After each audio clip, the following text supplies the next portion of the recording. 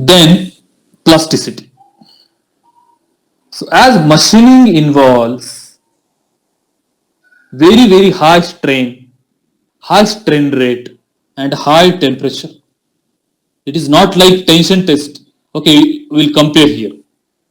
So these three things: simple tension test versus machining. Okay, we'll compare three quantities. Let's say strain, very low. Very low means very gradually we are increasing strain in in machining. Very low or gradual increase. We start from zero and gradually we go in some half minute or minute, strain will reach to the fracture. But machining, it's all instantaneous and very high and instantaneous. So very fast process. That fastness we can easily compare if I will compare strain rate. Basically, we denote it as epsilon dot. Strain we denote it epsilon. Okay. Strain rate, if you see, in tension test, it is in the 10 to the power minus 1 per second. Such a slow strain rate.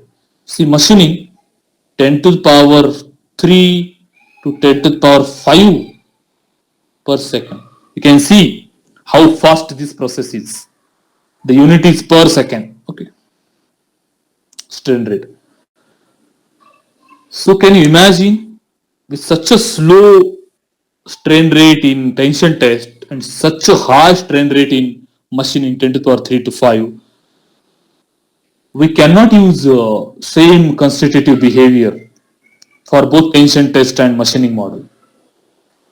I really need, okay, before going to that, we'll see temperature also, so that it will be clear then.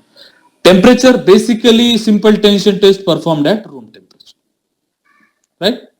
What about machining? Due to plastic deformation, some heat generates. Due to friction, some heat generates. And now, if you go to laser assisted machining, there is one external heat source also coming into picture. So heat is there. So here the material is going under severe heating process also with the mechanical loading. So maybe the temperature sometimes go from 300 degrees Celsius to 600 also, 700 up to 700 also it will go.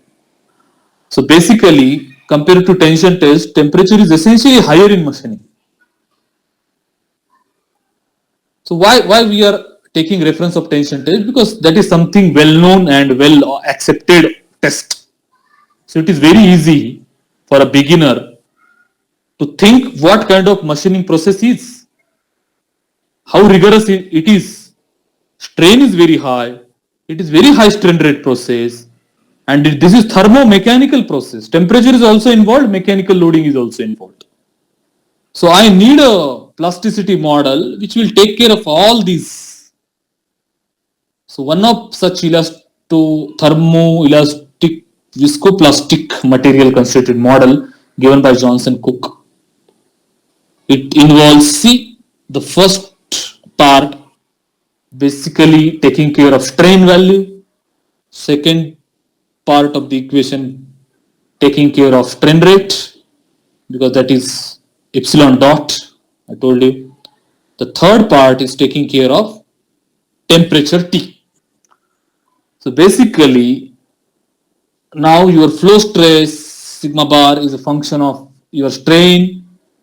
So bar I am using everywhere because we need to consider equivalent stress and equivalent strain because machining involves 3D state of stress. We cannot simply, again that is a difference. You can see in simple tension test only this is uniaxial. Only uniaxial loading, uniaxial stresses, uniaxial strain. Machining is not like that. Machining, it is a multi-axial state of stress. So I should use equivalent stress sigma bar or equivalent strain epsilon bar like that. And not only epsilon, but epsilon dot and temperature T. So you can see how flow stress curves at different temperatures. See, if I am only see the effect of temperature as I am increasing temperature 323 to 473 to 673, higher and higher temperature, the flow stress requirement goes down. Means material is experiencing softening at very high temperature. See, at 783 Kelvin, material is not at all hardening. It is not going through strain hardening. The curve is almost flat after elasticity. Okay, elastic region anyhow not shown in this curve, only plasticity region. Okay, before that there is elasticity. That we know. It's a linear line, right? Simple linear curve. But plasticity is like a model by Johnson Cook or power law. At if I am increasing the temperature, thermal softening occurs. This is fundamental understanding. So at higher temperature, even strain hardening is also low, and material resistance is also low. So that is effect of temperature. At a given temperature, see effect of strain rate now. Okay, so circular symbol is showing 10 per second, then plus mark showing 100 per second, diamond symbol show 1000, square show 5000. See, if I will zoom it, this line is basically 10 per second. This first line. The second plus is 100. Then diamond is 1000 and then 10,000, right? Yeah, 5000. Last square is 5000. So at a given temperature, as strain rate increases,